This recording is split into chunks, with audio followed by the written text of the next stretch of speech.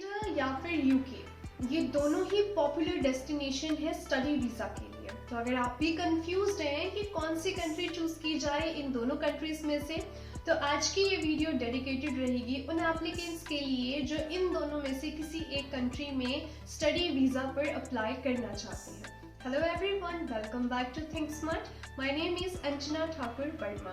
तो आज का ये टॉपिक हम कंटिन्यू रखेंगे, वो कुछ मेन फैक्टर्स को डिस्कस करेंगे कि जिसके अकॉर्डिंगली आप अपने लिए इन दोनों कंट्रीज में से एक कंट्री चूज कर सकते हैं। बट उससे पहले दोनों कंट्रीज की सिमिलैरिटीज को भी डिस्कस करेंगे जो आपको प्रोवाइड की जाती है। फर्स्ट, कि आपके पास में दोनों कंट्रीज में जो है क्वालिटी ऑफ एजुकेशन प्रोवाइड की जाती है और साथ ही में एम्पल जॉब अपॉर्चुनिटीज है, एंड थर्डली जो हाई लिविंग स्टैंडर्ड है। तो अब इसके साथ में वो मेन फैक्टर्स डिस्कस करेंगे वन बाय वन, जिसके अकॉर्डिंगली उनको कंसीडर करते हुए आप अपने लिए कंट्री चूज कर सकते हैं। सो नंबर वन इज, अगर हम देखें तो वो है रिफ्यूजल्स या वीजा सक्सेस रेट। किसी भी कंट्री में अप्लाई करने से पहले हम उस कंट्री का वीजा सक्सेस रेट देखते हैं। तो अगर हम इंडियन स्टूडेंट्स की बात करें, यूके में लास्ट ईयर में तो 95% सक्सेस रेट के साथ में वीजा ग्रांट किए गए हैं, जो कि बहुत एक पॉजिटिव साइन है। इसके साथ अगर कनाडा में हम देखें तो 60% सक्सेस रेट के साथ में इंडियन स्टूडेंट्स के वीजा ग्रांट किए गए। इसके साथ ही आपको ये भी पता होना चाहिए कि वो कौन से रीजंस हैं जिसकी वजह से रिफ्यूजल्स आते हैं और वो रीजन आपको अवॉइड करनी चाहिए। तो फर्स्ट रीजन हो सकता है कि अगर आपकी प्रोफाइल में कोई भी डॉक्यूमेंट मिसिंग है, इनकम्प्लीट डॉक्यूमेंट के साथ में आप अप्लाई ना करें। और इसी के साथ नेक्स्ट एक रीजन ये भी हो सकता है कि एकेडमिकली आप कोई भी रिक्वायरमेंट मीटअप नहीं करते हैं। फॉर एग्जांपल परसेंटेज भी हो सकता है, किसी मेन मॉड्यूल की रिक्वायरमेंट्स हो सकती है सब्जेक्ट की, या फिर आपका इंग्लिश लैंग्वेज एबिलिटी जो कि आप मीटअप नहीं करते हैं, तो उसका भी ध्यान रखें। साथ ही जो थर्ड रीजन हो सकता है वो है इनसफिशिएंट फंड्स, तो वो भी एक मेन रीजन हो सकता है। लास्टली कि आपका कोई भी इररिलेवेंट कोर्स आप चूज ना करें, जो आपकी प्रीवियस स्टडीज है उसी की रेलेवेंसी में आपका कोर्स प्रोग्राम होना चाहिए। ये पॉइंट्स को ध्यान रख के उसके बाद आप रीअप्लाई करें। अगर आप फ्रेश एप्लीकेंट हैं तो ये पॉइंट्स को अकॉर्डिंगली समझ के आप अप्लाई करें। अब नेक्स्ट जो मेन फैक्टर है वो है कोर्सेज। अगेन, हम जब किसी कंट्री अप्लाई करते हैं उस कंट्री में कौन से प्रोग्राम्स और डिप्लोमास हैं जो हाई डिमांड में है, बिकॉज वो आपको जॉब्स में, आपकी वर्क परमिट में, आपकी पीआर में भी हेल्पफुल होती हैं। तो अगर यूके की हम बात करें तो यूके में आपके पास है accounting and management, MBA, data analytics, business analytics, nursing, medical, health sciences, mass communication, agriculture और फिल्म से रिलेटेड कुछ प्रोग्राम्स जो आप अकॉर्डिंगली चूज कर सकते हैं। साथ ही में अगर हम कनाडा की बात करें तो कनाडा में जो पॉपुलर डिमांड में जो कोर्सेज हैं, कंप्यूटिंग सपोर्ट है, साथ ही में डेटा एनालिटिक्स है, कंस्ट्रक्शन मैनेजमेंट है, प्रोजेक्ट मैनेजमेंट है, मेडिकल है, बायो साइंसेज है, मास कम्युनिकेशन है और इसी के साथ में अकाउंटिंग, मैनेजमेंट एंड इंजीनियरिंग है। तो आप इन प्रोग्राम्स में से कोई भी प्रोग्राम चूज कर सकते हैं जो आपको फर्दर फ्यूचर में वर्क परमिट और पीआर में हेल्प कर सकते हैं।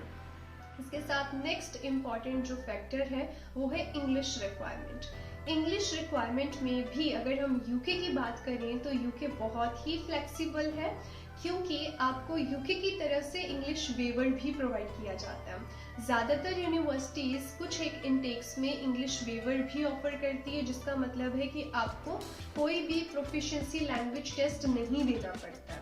बट अगर हम बात करें बैचलर्स या मास्टर्स के लिए और आपको आईएलटीएस, पीटीई, टोफल किसी भी लैंग्वेज एबिलिटी टेस्ट के साथ अप्लाई करना है तो minimum requirement 6 overall not less than 5.5 के साथ आप अप्लाई कर सकते हैं। On the other hand Canada में अगर हम देखें तो वहीं थोड़ा सा कॉम्प्लिकेट हो जाता है, बिकॉज दो कैटेगरीज हैं, एसडीएस एंड नॉन एसडीएस।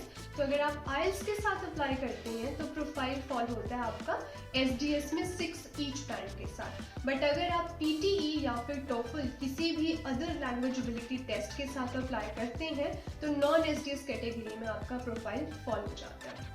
इसके साथ ही आप चूज कर सकते हैं अकॉर्डिंगली कौन सी कंट्री में अप्लाई करना है। तो नेक्स्ट फैक्टर जो हम डिस्कस करेंगे वो है इंटरव्यू।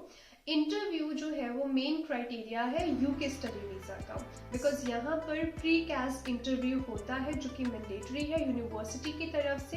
यूनिवर्सिटी आपका इंटरव्यू कंडक्ट करती है, जब आप क्लियर करते हैं इंटरव्यू और उसी के बाद में आपकी फाइल सबमिट होती है एम्बेसी में, और आफ्टर 3-4 वीक्स आपका वीज़ा जो है ग्रांट हो जाता है।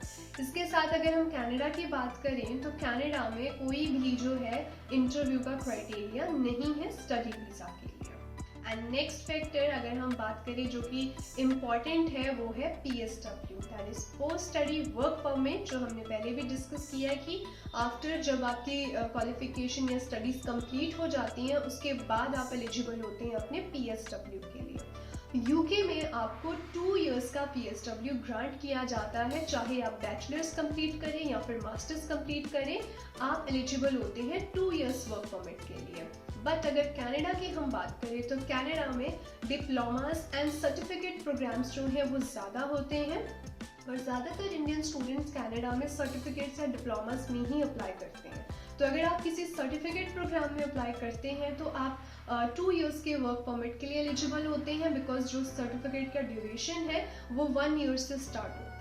तो अगर आप किसी डिप्लोमा में अप्लाई करते हैं, फॉर एग्जांपल कॉलेज या फिर PG डिप्लोमास के लिए, वो 2 इयर्स के डिप्लोमा के बाद आप 3 इयर्स के वर्क परमिट के लिए एलिजिबल होते हैं। इसके साथ ही नेक्स्ट जो इम्पॉर्टेंट फैक्टर है वो है कॉस्ट ऑफ लिविंग। किसी भी कंट्री मूव करने के लिए आपके पास में सफिशिएंट फंड होना बहुत ज़रूरी है, ताकि आपकी बेसिक रिक्वायरमेंट्स जो बेसिक नीड्स हैं डेली रूटीन की वो फुलफिल हो सके। उसके लिए अगर हम बात करें यूके होम ऑफिस की तरफ से जो रिकमेंड किया गया है, जो फंड्स हैं आपका ईयरली बेसिस पे वो है 10,000 to 12,000 पाउंड इन बिटवीन। और अगर कनाडा की बात करें ICCRC की तरफ से जो रिकमेंड किया गया है वो है 10,000 कैनेडियन डॉलर। तो आप अकॉर्डिंगली इसको भी कंसीडर कर सकते हैं पॉइंट को, बिकॉज जितना आपका अफोर्डेबिलिटी के साथ में आप किसी कंट्री मूव कर सकते हैं वो भी एक मेन फैक्टर रहता है। तो ये कुछ मेन फैक्टर्स हैं जिनको कंसीडर करने के बाद में आप अपने लिए दोनों कंट्रीज में से एक कंट्री चूज कर सकते हैं। आई होप ये वीडियो आपको पसंद आई हो और हेल्पफुल हो आपके लिए। तो अगर पसंद आई है तो लाइक ज़रूर करें और शेयर करें अपने फ्रेंड्स एंड रिलेटिव्स के साथ में। ऐसे ही और इन्फॉर्मेटिव कंटेंट के लिए इस चैनल को सब्सक्राइब करके रखें, बेल आइकन को प्रेस ज़रूर करें, बिकॉज डायरेक्टली नोटिफिकेशन आपकी स्क्रीन पर आ जाती है। So thank you for watching.